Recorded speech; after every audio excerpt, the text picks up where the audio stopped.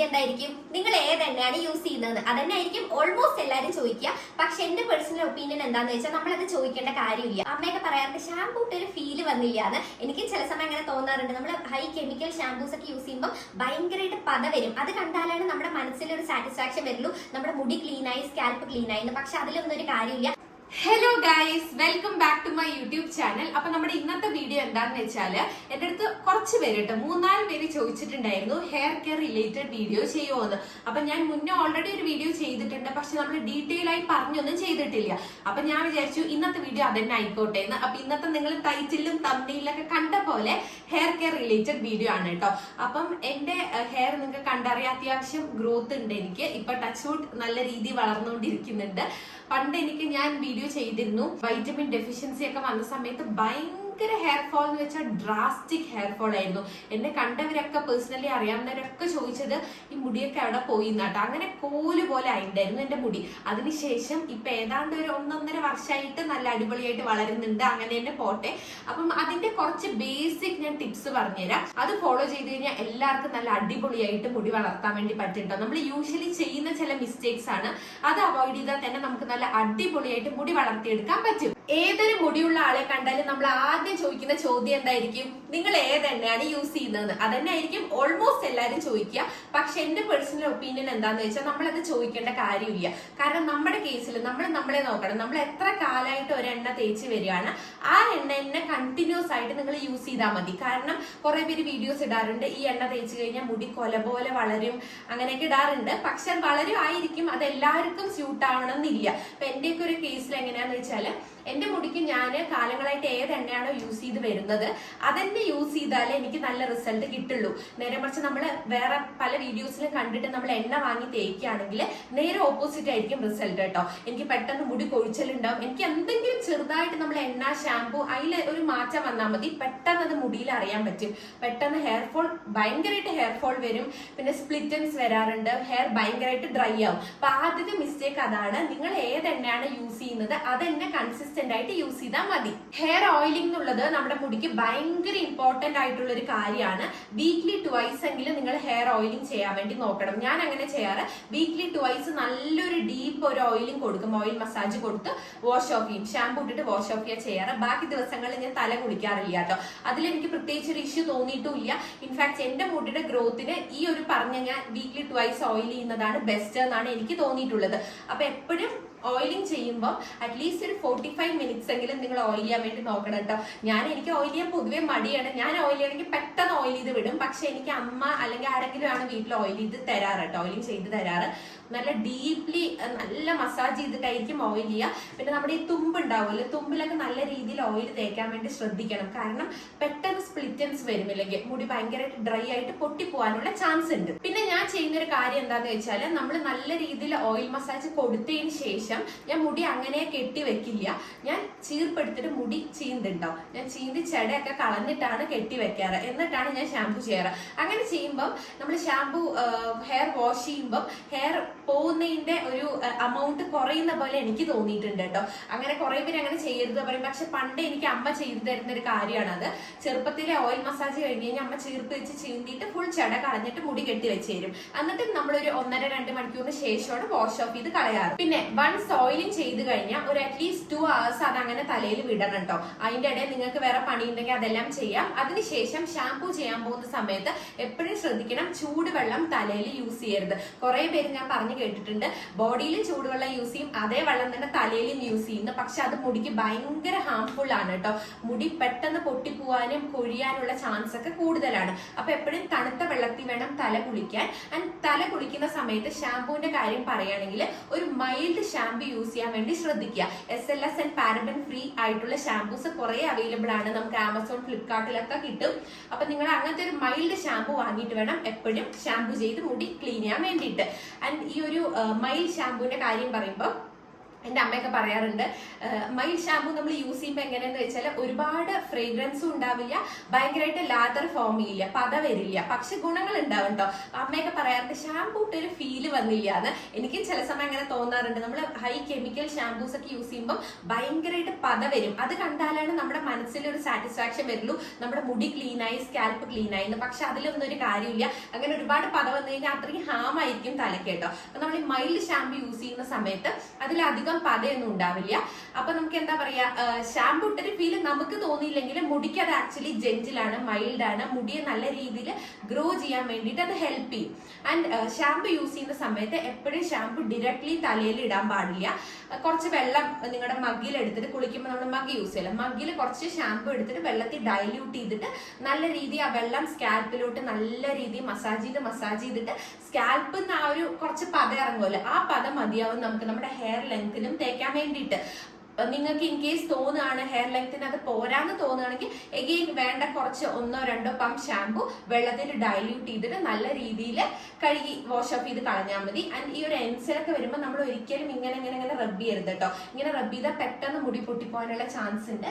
Instead നമ്മൾ ഇങ്ങനെ എന്താ പറയുക, ഒരു ജെന്റിൽ ഒരു പ്രഷർ കൊടുത്തിട്ട് മേലേന്ന് താഴേക്ക് ആക്കിയാൽ മതി, പെട്ടെന്ന് ഡേർട്ടൊക്കെ പോയി കിട്ടും. അപ്പൊ നമ്മൾ ഷാമ്പു യൂസ് ചെയ്ത് തല നല്ല രീതിയിൽ ക്ലീൻ ചെയ്തതിന് ശേഷം ഒരു മൈൽഡ് ആയിട്ടുള്ള കണ്ടീഷണർ യൂസ് ചെയ്യാം കേട്ടോ. കണ്ടീഷണർ എപ്പോഴും നമ്മൾ സ്കാൽപ്പിൽ യൂസ് ചെയ്യാൻ പാടില്ല, ഈ ഹെയറിന്റെ ലെങ്ത്തിൽ മാത്രം വേണം യൂസ് ചെയ്യാൻ. കാരണം എന്താ പറയുക, ഒരു ഫ്രിസിനെസ് ഒക്കെ മാറി ഹെയർ ഒന്ന് ഒതുങ്ങിയിരിക്കാൻ വേണ്ടിയിട്ടാണ് നമ്മൾ കണ്ടീഷണർ യൂസ് ചെയ്യുന്നത്. അങ്ങനെ കണ്ടീഷണറും യൂസ് ചെയ്ത് അത് നമ്മൾ കണ്ടീഷണർ തേച്ചിട്ട് മിനിമം ഒരു 10 മിനിറ്റ്സ് നമ്മൾ അങ്ങനെ അത് തലയിൽ വെക്കണം. വെറ്റ് ഹെയറിൽ വേണം കണ്ടീഷണർ യൂസ് ചെയ്യാൻ വേണ്ടിയിട്ട്. അതങ്ങനെ തേച്ചിട്ട് ഒരു 10 മിനിറ്റ് എങ്കിലും വെച്ചതിന് ശേഷം അത് വാഷ് ഓഫ് ചെയ്ത് കളയാട്ടോ. അതിനുശേഷം ഞാൻ യൂഷ്വലി നമ്മുടെ തോർത്ത് ഉണ്ടാവില്ല, തോർത്ത് വെച്ചിട്ട് നല്ല രീതിയിൽ തല ഒന്ന് കെട്ടി വെക്കും. ഒരു 20 മിനിറ്റ്സ് എങ്കിലും ഞാൻ ആ തോർത്ത് തലേന്ന് ഊരാറില്ല കേട്ടോ. കാരണം അടിയിൽ നിന്നൊക്കെ ഇങ്ങനെ വെള്ളം ഒറ്റിയിട്ട് ഒരുമാതിരി എനിക്ക് തോന്നും. അപ്പൊ ഞാൻ അങ്ങനെ തോർത്ത് കെട്ടി വെക്കാറാണ് പതിവ്.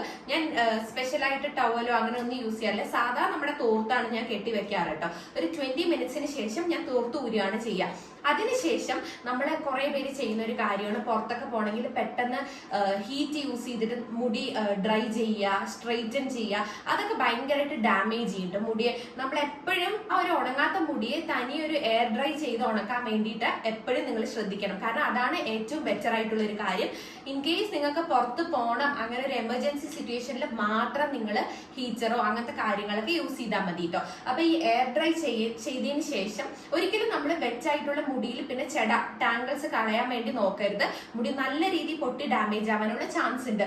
മുടി നല്ല രീതിയിൽ ഉണങ്ങണം കേട്ടോ. എനിക്കൊക്കെ ഇപ്പൊ രാവിലെ കുളിച്ചു കഴിഞ്ഞാൽ ഒരു 5:30-6 വൈകിട്ടാകുമ്പോഴേ എന്റെ മുടി ഫുള്ളായിട്ട് ഉണങ്ങുള്ളൂ. കാരണം ഇവിടെയൊക്കെ പെട്ടെന്ന് ഉണങ്ങിയാൽ നമ്മുടെ ഈ ഒരു ബാക്ക് പോർഷനൊക്കെ ഉണങ്ങാൻ ഭയങ്കര താമസം എടുക്കും കേട്ടോ. അപ്പം ഞാൻ എന്താ ചെയ്യാന്ന് വെച്ചാല്, മുടി കംപ്ലീറ്റ് ആയിട്ട് ഉണങ്ങിയതിന് ശേഷം എൻ്റെ സാധാ ഞാൻ യൂസ് ചെയ്യുന്ന ഓയിൽ, നിങ്ങൾ ഏതാണോ യൂസ് ചെയ്യുന്ന ഓയിൽ, ആ ഓയിൽ എടുത്തിട്ട് കുറച്ച് നല്ല രീതിയിൽ സ്കാൽപ്പിലും കുറച്ച് ഞാൻ ഓയിൽ ഇടും. ഒരുപാട് ഡ്രൈ ആയിട്ട് വിട്ട് കഴിഞ്ഞാൽ എനിക്ക് ചിലപ്പോൾ തലവേദന വരും, അത് കാരണം സ്കാൽപ്പിലും കുറച്ച് ഓയിൽ ഇടും. പിന്നെ എൻ്റെ ഈ ലെൻസിൽ അത്യാവശ്യം നല്ല രീതിയിൽ ഞാൻ ഓയിൽ തേക്കും കേട്ടോ. കാരണം എന്താ വെച്ചാൽ എൻ്റെ ഭയങ്കര ഫ്രിസി ആയിട്ടുള്ള ഒരു ഹെയർ ആണ്, പെട്ടെന്ന് ടാങ്കിൾസ് വരാനുള്ള ചാൻസും കൂടുതലാണ്. അപ്പൊ ഞാൻ നല്ല രീതിയിൽ ഓയിലിംഗ് ചെയ്തിട്ട്, നല്ല രീതിയിൽ എന്ന് വെച്ചാൽ നമ്മൾ കുളിക്കുമ്പോഴില്ല അത്രയ്ക്ക് ഓയിൽ ആവശ്യമില്ല, നമ്മൾ എന്നാലും നമുക്ക് നല്ല രീതി ഹെയർ മാനേജബിൾ ആക്കാൻ പറ്റുന്ന അത്രയും ഓയിൽ ഇട്ടിട്ട് ഞാൻ മുടി ചെട എങ്ങനെ കളയാന്ന് വെച്ചാൽ പിന്നെ ഞാൻ ചീർപ്പ് യൂസ് ചെയ്യില്ല. അതാണ് ഇപ്പൊ ഞാൻ റീസെന്റ് ഒരു 3-4 മാസമായിട്ട് ഞാൻ ഫോളോ ചെയ്യാൻ തുടങ്ങിയ ഒരു കാര്യമാണ്. അതിലെനിക്ക് നല്ലൊരു റിസൾട്ട് കണ്ടു കേട്ടോ. ഞാൻ ഈ കോംബോ എന്ന് പറയുന്ന കാര്യം യൂസേ ചെയ്യാറില്ല. ഇപ്പോൾ ഞാൻ എപ്പോഴാണ് ചീർപ്പ് യൂസ് ചെയ്യാന്ന് വെച്ചാൽ, നമ്മൾ ഓയിലിംഗ് ചെയ്തതിന് ശേഷം ഞാൻ ചീർപ്പിട്ടിട്ടാണ് ചെട കളയുക.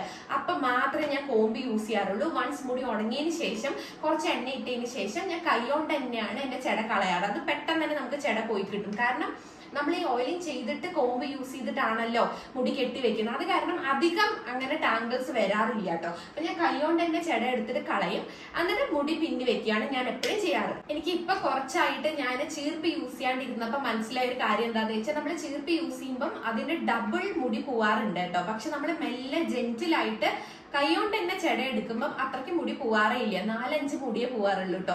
അതെന്നെ ഭയങ്കരമായിട്ട് അതിശയിപ്പിച്ച ഒരു കാര്യമാണ്. അതിനുശേഷം ഞാനിപ്പോ കോമ്പ് യൂസ് ചെയ്യാറില്ല. നമ്മൾ പുറത്ത് പോകുമ്പോഴേ യൂസ് ചെയ്യേണ്ട കാര്യമില്ല, ജസ്റ്റ് കൈകൊണ്ട് ചെട കളഞ്ഞിട്ട് നിങ്ങൾക്ക് എങ്ങനെയാണോ കെട്ടേണ്ട അങ്ങനെ കെട്ടി വെച്ചാൽ മതി. ഞാൻ അതാണ് ചെയ്യാറ്. ഇപ്പോഴും ഞാൻ കോമ്പൊന്നും യൂസ് ചെയ്തിട്ടില്ല കേട്ടോ. അപ്പൊ അത് മെയിൻ ആയിട്ടൊരു എന്റെ മുടിക്ക് ഭയങ്കര ബെനിഫിഷ്യൽ ആയിട്ട് തോന്നിയ ഒരു കാര്യമാണ്. അപ്പൊ ഇപ്പൊ നമ്മൾ 4 കാര്യങ്ങൾ ശ്രദ്ധിക്കാൻ വേണ്ടി പറഞ്ഞിട്ടുണ്ടായിരുന്നു. പ്രോപ്പർ ആയിട്ട് ഹെയർ ഓയിലിംഗ് ചെയ്യണം, നല്ലൊരു ഷാംപൂ കണ്ടീഷണർ യൂസ് ചെയ്യണം, അതിനുശേഷം കോമ്പ് യൂസ് ചെയ്യരുത്. അതാണ് മെയിൻ ഇമ്പോർട്ടന്റ് ആയിട്ടുള്ള 4 കാര്യം. ആൻഡ് നമ്മുടെ 5th കാര്യം എന്താന്ന് വെച്ചാൽ, 5th ആൻഡ് ലാസ്റ്റ് സ്റ്റെപ്പ് ഞാൻ ഫോളോ ചെയ്യുന്നത് എന്താന്ന് വെച്ചാൽ, നമ്മൾ പുറത്തൊക്കെ പോയി വന്നു കഴിഞ്ഞാൽ മുടി എന്തായാലും, പ്രത്യേകിച്ച് ഇപ്പൊ സമ്മർ സീസൺ ഒക്കെയാണ്, നമ്മൾ സ്കൂട്ടറിലോ 2 വീലറിലൊക്കെ പോയി കഴിഞ്ഞാൽ ഹെൽമെറ്റ് ഒക്കെ യൂസ് ചെയ്യാറുണ്ട്. മുടി ഭയങ്കരമായിട്ട് വേർത്ത് പോവല്ലേ. നമ്മള് രാവിലെ കുളിച്ചിട്ടാണ് പോകുന്നെങ്കിലും കുളിച്ചിട്ടില്ലെങ്കിലും ബോഡി വാഷ് ചെയ്തിട്ടാണ് പോകുന്നെങ്കിലും തല ഭയങ്കരമായിട്ട് വേർക്കാനുള്ള ചാൻസ് ഉണ്ട്. അപ്പൊ നമ്മളെ തിരിച്ച് വീട്ടിലെത്തിയിട്ട് മുടി ഊരാതെ കുറെ പേര് അങ്ങനെ ഇരിക്കാറുണ്ട്. ചിലപ്പോൾ ടയേർഡായിട്ട് നമ്മൾ ജോലിയൊക്കെ കഴിഞ്ഞ് വൈകിട്ടായിരിക്കും വരുന്നത്. അപ്പൊ നമുക്ക് ചിലപ്പോൾ മുടിയൊന്നും ഊരാനേ തോന്നില്ല, നമുക്ക് ജസ്റ്റ് ഒന്ന് ഫ്രഷ് ആയിട്ട് ഫുഡ് കഴിച്ചിട്ട് കിടക്കണമെന്നേ തോന്നുള്ളൂ. പക്ഷെ അത് ഭയങ്കര തെറ്റായിട്ടുള്ള ഒരു കാര്യമാണ്. നമ്മൾ എപ്പോഴും അങ്ങനെ പുറത്തു പോയി വന്നു കഴിഞ്ഞാൽ മുടി ഭയങ്കരമായിട്ട് സഫോക്കേറ്റഡ് ആയിരിക്കും. ആ സമയത്ത് നമ്മൾ ഫുൾ സ്പീഡിൽ ഫാൻ ഇട്ടിട്ട് മുടി ഫുള്ള് ഊരിയിട്ട് നല്ലോണം ഒന്ന് ഉണങ്ങാൻ വേണ്ടി വിടുക കേട്ടോ. എയർ ഡ്രൈ ചെയ്തതിന് ശേഷം മാത്രമേ പിന്നെ നമ്മൾ കെട്ടിവെക്കാൻ പാടുള്ളൂ. അല്ലെങ്കിൽ എന്താ സംഭവിക്കുക എന്ന് വെച്ചാൽ, മുടി പൊട്ടിപ്പോവാനുള്ള ചാൻസ്, മുടിക്ക് ഡാമേജ് വരാനുള്ള ചാൻസ് കൂടുതലാണ്. മുടി സ്മെല്ല് വരും. അതിലൂടെ തന്നെ നമുക്ക് ഡാൻഡ്രഫ്, പെയിന്, അങ്ങനത്തെ ഇഷ്യൂസ് ഒക്കെ വരും. അപ്പൊ എപ്പോഴും നമ്മൾ പുറത്തു പോയി വന്നു കഴിഞ്ഞാൽ മുടി ഊരി ഒന്ന് ഉണക്കാൻ വേണ്ടി ശ്രദ്ധിക്കുക. അപ്പൊ ഇതൊക്കെയാണ് എന്റെ ഹെയർ കെയറിന് വേണ്ടി ഞാൻ സിമ്പിൾ ആയിട്ട് ഫോളോ ചെയ്യുന്ന കുറച്ച് സ്റ്റെപ്സ് കേട്ടോ. പിന്നെ ഹെയർ പാക്ക് ഒക്കെ വേണമെങ്കിൽ ഇടാം. ഞാൻ അങ്ങനെ ഹെയർ പാക്ക് ഒന്നും യൂസ് ചെയ്യാറില്ല, മടിയാണ് മെയിൻ എനിക്ക് കേട്ടോ. പിന്നെ സമയവും കിട്ടാറില്ല. അങ്ങനെ പ്രത്യേകിച്ച് ഹെയർ പാക്ക് ഒന്നും യൂസ് ചെയ്യാറില്ല. വീക്ക്ലി 2 നല്ല രീതിയിൽ ഡീപ്പായിട്ട് ഒരു ഓയിലിംഗ് ചെയ്യും, അത് മാത്രമേ ഞാൻ ചെയ്യാറുള്ളൂ. സോ ഗൈസ്, ഈ ഞാൻ ഇപ്പൊ പറഞ്ഞ കുറച്ച് സ്റ്റെപ്സ് നിങ്ങൾ എന്തായാലും ഫോളോ ചെയ്ത് നോക്കുക. ഡെഫിനറ്റ്ലി നിങ്ങൾക്ക് എന്തായാലും ഒരു ഇമ്പ്രൂവ്മെന്റ് കാണും കേട്ടോ, കാണാതിരിക്കില്ല. കാരണം നമ്മള് എന്താ പറയാ, നോർമലി ചെയ്യുന്ന കാര്യങ്ങൾ തന്നെ കുറച്ച് കെയർഫുൾ ആയിട്ട് കുറച്ചുകൂടെ എഫേർട്ട് എടുത്തിട്ട് മുടി ഒന്ന് സ്നേഹിച്ച് ചെയ്ത് കഴിഞ്ഞാൽ എന്തായാലും മുടി വളരും. അത് ആർക്കായാലും വളരും കേട്ടോ, അതിൽ യാതൊരു വിധ സംശയവും ഇല്ല. അപ്പോ എന്റെ ഈ ഒരു ഹെയർ ഗ്രോത്തിന്റെ വീഡിയോ നിങ്ങൾക്ക് എല്ലാവർക്കും യൂസ്ഫുൾ ആയി കാണുമെന്ന് ഞാൻ വിചാരിക്കുന്നു. എന്തായാലും നിങ്ങൾ ഇതൊക്കെ ഒന്ന് ട്രൈ ചെയ്ത് നോക്കണം കേട്ടോ. എന്തായാലും റിസൾട്ട് ഉറപ്പായിട്ടും നിങ്ങൾക്ക് കിട്ടും. അപ്പൊ എന്റെ ഒരു വീഡിയോ ഇഷ്ടപ്പെട്ട please do like, share and subscribe to my channel. എന്തായാലും സബ്സ്ക്രൈബ് ചെയ്യാൻ മറക്കരുത്. കുറെ പേര് നമ്മുടെ വീഡിയോസ് കണ്ടുപോകുന്നുണ്ട്, പക്ഷെ സബ്സ്ക്രൈബ് ചെയ്യാറില്ല. So please do subscribe to my channel. നമുക്ക് ഇനിയും അടിപൊളി വീഡിയോസ് ആയിട്ട് വീണ്ടും കാണാം. ചാ ചാ.